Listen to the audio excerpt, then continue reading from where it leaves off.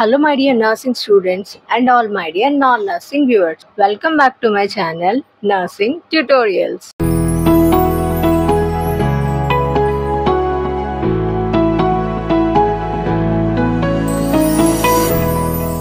Nursing students ఎవరైతే ఈ video చూస్తున్నారో ఆల్రెడీ మీకు అర్థమైపోయి ఉంటుంది థంబ్నెయిల్ చూసి ఈ రోజు టాపిక్ ఏంటి అనేది.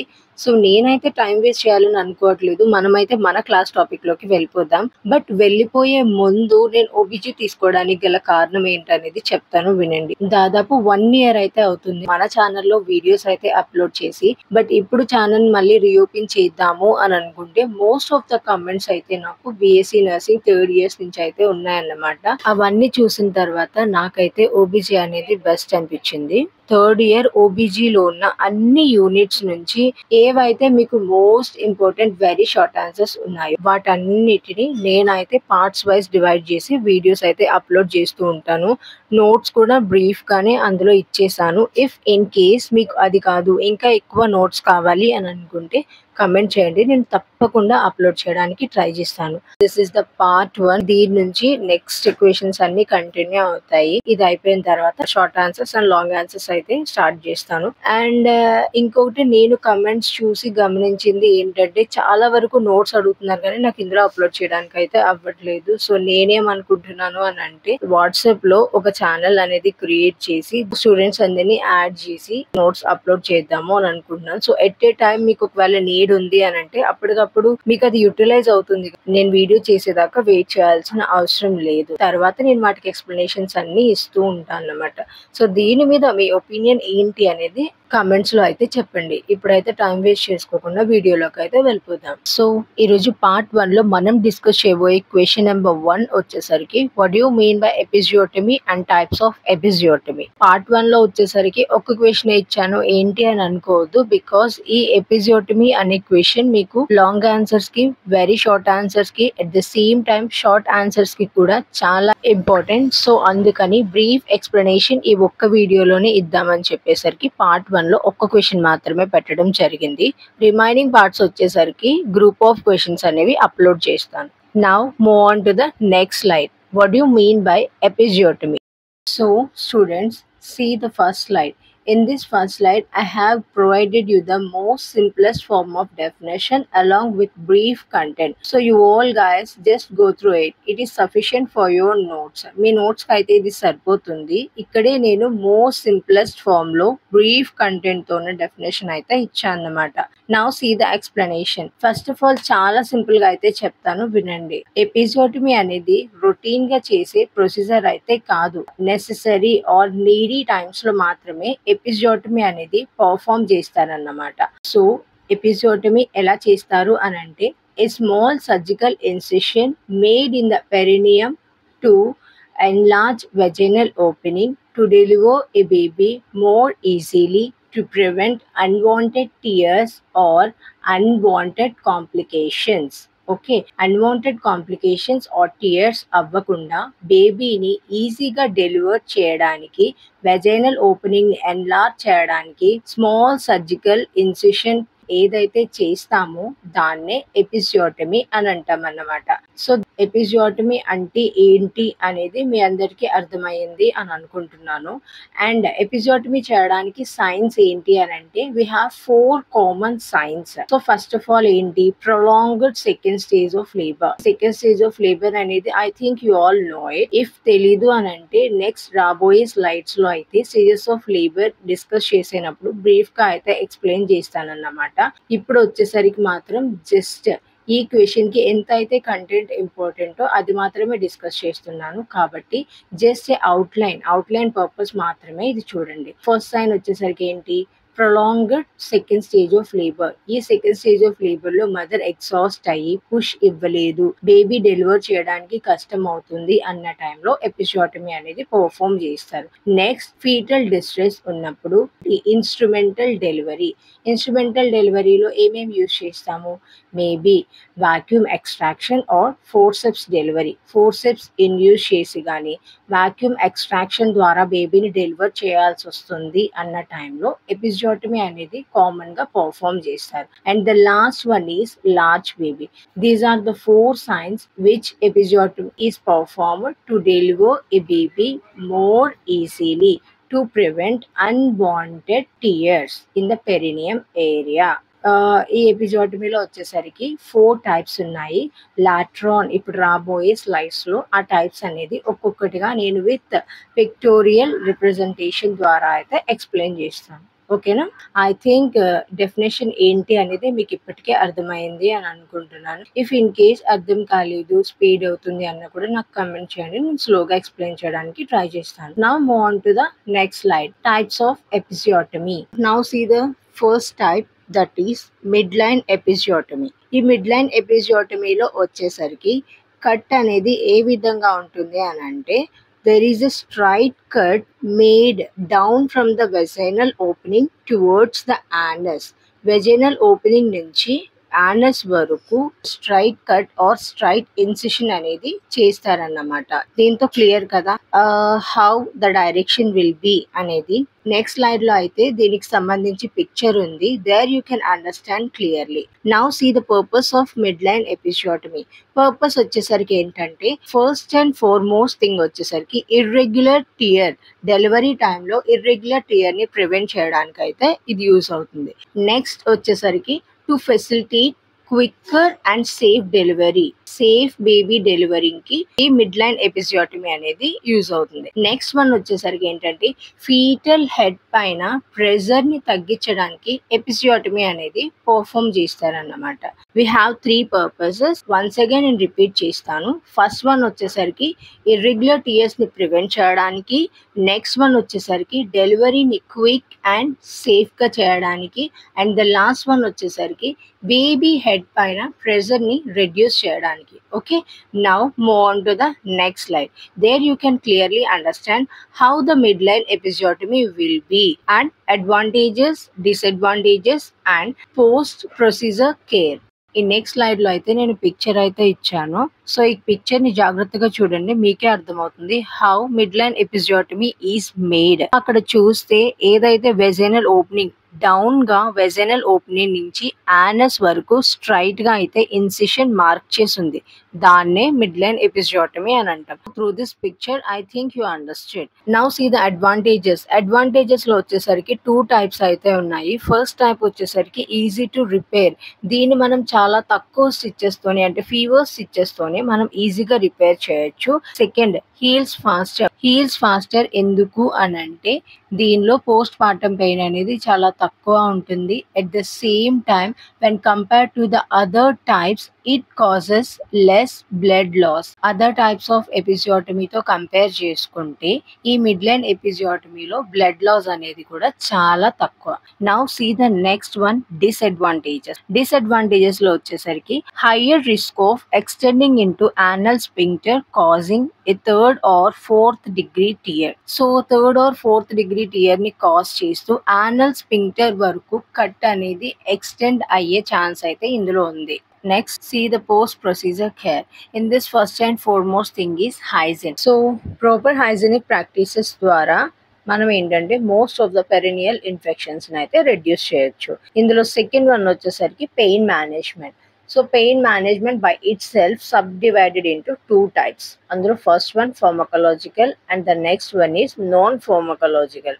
ఫార్మకలాజికల్ అంటే అందరికీ తెలిసిందే, ఏవైతే డ్రగ్స్ అనేవి అంటే ప్రిస్క్రైబ్డ్ డ్రగ్స్ ఏవైతే ఉంటాయో వాటిని మదర్కి ఇన్ టైంలో ప్రాపర్ వేలో ఎలా తీసుకోవాలి ఏంటనేది ఎడ్యుకేట్ చేసి వాళ్ళకి ఇవ్వడం. And the next one non pharmacological methods వచ్చేసరికి sitz bath and cold packs. Sitz bath ఏ విధంగా చేయాలి ఏంటనేది total procedure as you all know I think. So ఆ ప్రొసీజర్ అంతా ఎక్స్ప్లెయిన్ చేసి వాళ్ళతో చేయించడం ద్వారా పెరినియల్ ఏరియాలో స్వెల్లింగ్ ఉన్నా లేదు ఏదైనా ఇన్ఫెక్షన్ అనేది స్టార్ట్ అవుతున్నా ఈజీగా అనేది రెడ్యూస్ అవుతుంది. నెక్స్ట్ కోల్డ్ ప్యాక్స్ ద్వారా పెయిన్ అనేది రిలీవ్ అవుతుంది అన్నమాట. And the last one is healing time. So mid line ఎపిసియోటమీకి హీలింగ్ టైం వచ్చేసరికి 4 to 6 weeks. Through this, type 1 midline episiotomy is completed. Now move on to the type 2. So the next type is mediolateral episiotomy. ఈ మీడియో lateral ఎపిసియోటమీలో వచ్చేసరికి incision ఏ విధంగా ఉంటుంది అని అంటే vaginal opening నుంచి సైడ్కి 45 degrees యాంగిల్లో అయితే ఇన్సిషన్ ఉంటుందన్నమాట. వైరాస్ మిడ్ లైన్ అయితే స్ట్రైట్గా వెజైనల్ ఓపెనింగ్ నుంచి యానస్కి ఉంటే ఇది వెజైనల్ ఓపెనింగ్ నుంచి సైడ్కి 45 degrees యాంగిల్లో ఉంటుంది. దీనికి కూడా నేను నెక్స్ట్ స్లైడ్లో అయితే పిక్చర్ ఇచ్చాను so that you can clearly understand. Next see the purpose of mediolateral episiotomy. దీనికి పర్పసెస్ వచ్చేసరికి ఏంటంటే we have 3 purposes. First one వచ్చేసరికి ఏంటి, మిడ్ లైన్ ఎపిసియోటమీ అనేది చేయడం కుదరట్లేదు, maybe it is too risky అన్న టైంలో మీడియోలేటరల్ ఎపిసియోటమీ అనేది చేస్తారు. అండ్ ద నెక్స్ట్ వన్ వచ్చేసరికి ఏంటి, యానల్ స్పింక్టర్ వరకు కట్ అనేది ఎక్స్టెండ్ అవ్వకుండా ప్రివెంట్ చేయడానికి, అంటే 3rd or 4th degree tears అవ్వకుండా ప్రివెంట్ చేయడానికి మీడియోలేటరల్ ఎపిసియోటమీ అనేది చేస్తారు. And the last one is forceps induced delivery కావచ్చు, వాక్యూమ్ ఎక్స్ట్రాక్షన్ డెలివరీ కావచ్చు. ఈ 2 టైప్స్లో మీడియోలేటరల్ ఎపిసియోటమీ అనేది పర్ఫామ్ చేస్తారు. Now move on to the next slide. There we can see advantages, disadvantages and post-procedure care. In this next slide, I have provided you the picture. There you can see the differences between midline episiotomy and mediolateral episiotomy. అక్కడ మీకు incisions mark చేసి ఉన్నాయి కదా, and ఆరో మార్క్స్తో midline episiotomy and మీడియోలేటరల్ episiotomy అని కూడా అక్కడైతే mention చేశారు. దీన్ని బట్టి ఆ రెండింటికి మధ్య ఉన్న డిఫరెన్స్ ఏంటనేది మీకు అర్థమవుతుంది. నెక్స్ట్ అడ్వాంటేజెస్ లో వచ్చేసరికి ఏంటంటే 3rd and 4th degree tears అవ్వకుండా ప్రివెంట్ చేయొచ్చు.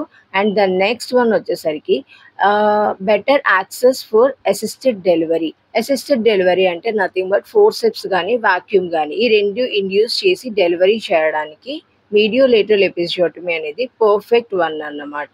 నెక్స్ట్ వన్ ఈస్ డిసడ్వాంటేజెస్ వచ్చేసరికి one compared to the mid line episiotomy more painful and bleeding కూడా ఎక్కువ అయ్యే ఛాన్సెస్ కూడా ఉన్నాయి. ఓకే, సో దాంట్లో ఏంటంటే బ్లీడింగ్ అనేది తక్కువ ఉంటుంది, పెయిన్ కూడా తక్కువ compared to this. And the last one is takes longer time to heal and may cause discomfort while sitting. Healing time కూడా ఇది ఎక్కువే తీసుకుంటుంది compared to the mid line episiotomy.